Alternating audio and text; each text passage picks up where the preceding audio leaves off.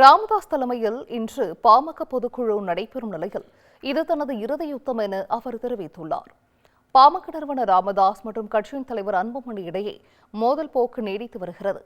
சட்டப்பேரவை தேர்தல் நெருங்கி வரும் நிலையில் தந்தை மகன் இடையிலான விரிசலால் பாமக இரண்டாக நிற்பதாக அரசியல் விமர்சகர்கள் தெரிவிக்கின்றனர்.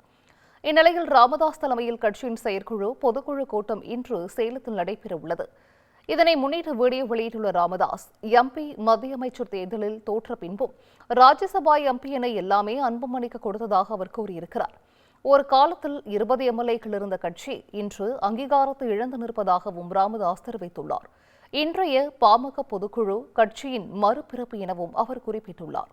வரும் தேர்தலில் 25 தொகுதிகளில் வெற்றி பெற்று கட்சியின் சின்னம் மற்றும் இழந்த அதிகாரத்தை மீட்க வேண்டும் எனவும் தெரிவித்துள்ளார்.